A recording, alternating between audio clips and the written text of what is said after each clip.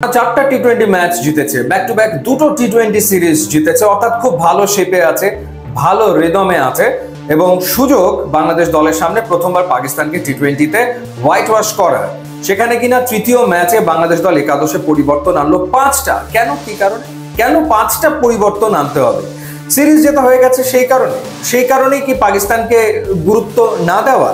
যেখানে বাংলাদেশ জিম্বাবুয়ের বিপক্ষে ম্যাচ খেলার জন্য লিটন কিংবা মুস্তাফিজ কিংবা শরীফকে আইপিএল এ খেলার পারমিশন বা অনুমতি দেয় না, সেখানে পাকিস্তানের মতো দলের বিপক্ষে বাংলাদেশ তার উইনিং কম্বিনেশন ভেঙে পাঁচটা পরিবর্তন আনলো এবং কাদেরকে বাইরে রাখা হলো? পারভেজ হোসেন ইমন, তাওহিদ হৃদয়, তানজিম হাসান সাকিব, এরপরে রিশাদ হোসেন, এরপরে মুস্তাফিজুর রহমান, যে মুস্তাফিজ দলে থাকলে বাংলাদেশ জেতে এবং দলে না থাকলে বাংলাদেশ হারে। এই বছর সেই ঘটনাই ঘটেছে। মুস্তাফিজ সব মিলিয়ে পাঁচটা টি-20 খেলেছে এবছর, বাংলাদেশের জার্সিতে পাঁচটায় বাংলাদেশ জিতেছে, সাতটা ম্যাচে ছিল না, সাতটাতেই বাংলাদেশ হেরেছে। এতগুলো পরিবর্তন করা কি কারণে? বড়জোরে একটা পরিবর্তন করা যেতে পারতো বা দুটো পরিবর্তন করা যেতে পারতো।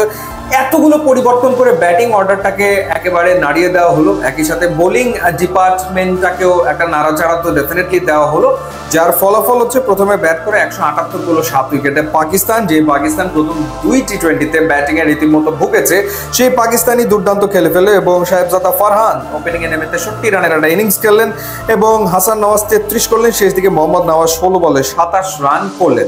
বাংলাদেশি বোলারদের ভেতরে তাসকিন আহমেদ 4 ওভারে 38 রানে 3 উইকেট নিয়েছেন এবং শেখ মেহেদী 3 ওভারে 36 রানে কোনো উইকেট নিতে পারেনি, দুটো উইকেট নাসুম আহমেদ নিয়েছেন 4 ওভার বল করে 22 রান খরচায়। সো রিশাদ হোসেন বাইরে, এরপরে মুস্তাফিজ বাইরে, তানজিম হাসান সাকিব বাইরে। সো ডেফিনেটলি বাংলাদেশের বোলিং ডিপার্টমেন্ট তো ওলট পালট হয়ে গেছে, কোনো সন্দেহ নাই।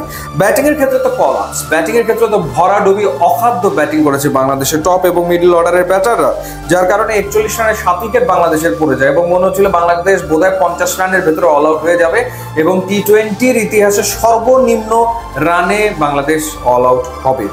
এর আগে বাংলাদেশের লোয়েস্ট হচ্ছে 70 রান। 2016 সালে নিউজিল্যান্ডের বিপক্ষে ইডেন গার্ডেনে বাংলাদেশ 70 রানে অল আউট হয়েছিল, সেটাই বাংলাদেশের সর্বনিম্ন। মনে হচ্ছিল যে আজকে সেই রেকর্ডটা বাংলাদেশ ভেঙে ফেলবে। যাই হোক, সাইফুদ্দিনের দৃঢ়তার কারণে সেটা আসলে হয়নি, রক্ষা পাওয়া গেছে। সাইফুদ্দিন 34 বলে 35 রানের ইনিংস খেলেছেন, 2 4 এবং 2 6।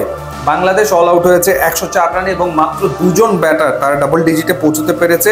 একজন হচ্ছে মোহাম্মদ সাইফুদ্দিন 34 বলে 35, আর একজনের ইনিংস যারা দেখেছে তারা প্রচন্ড বিরক্ত হচ্ছে। মোহাম্মদ নাইম শেখ 17 বলে 10 রান, কোনো 4 নাই, কোনো 6 নাই, 58.82 স্ট্রাইক রেটে নাইম শেখ ব্যাট করেছে ওপেনিং এ নেমে, মানে যন্ত্রণা ছিল তার ইনিংসটা সত্যিকার অর্থে। তো প্রশ্ন হলো যে এতগুলো পরিবর্তনের দরকার কি ছিল? মানে সামনে যেহেতু এশিয়া কাপ আছে কিংবা টি-20 ওয়ার্ল্ড কাপ আছে, তার আগে একটু ঘুরিয়ে ফিরে সবাইকে খেলানো, মানে সেটা হতেই পারে। একজনকে সুযোগ দেওয়া যেত, দুজনকে সুযোগ দেওয়া যেত, কিন্তু ডেফিনেটলি একটা উইনিং কম্বিনেশন টিমের পাঁচটা পরিবর্তন, এটা কোনোভাবেই আমার মাথায় আসেনি এবং টিম ম্যানেজমেন্টের এই উদ্ভট সিদ্ধান্ত কেন সেটা কে জানে, যেখানে সুযোগ ছিল ডেফিনেটলি হোয়াইট ওয়াশ করার। এবং সবচেয়ে বড় ব্যাপার হচ্ছে যে মোমেন্টামটা ধাক্কা খেলো। একটা দল 4টা টি-20 জিতে যে মোমেন্টামে ছিল, সেই মোমেন্টামটাকে রীতিমতো নষ্ট করা হয়েছে বা নষ্ট আসলে হলো একরকম। তো যাই হোক, বাস্তবতা হচ্ছে যে এত এক্সপেরিমেন্ট বাংলাদেশ দল আসলে নিতে পারে না। ইউটিউব এবং ইনস্টাগ্রাম লিঙ্ক দেওয়া আছে, আপনারা যোগ দিলে খুবই খুশি হবে।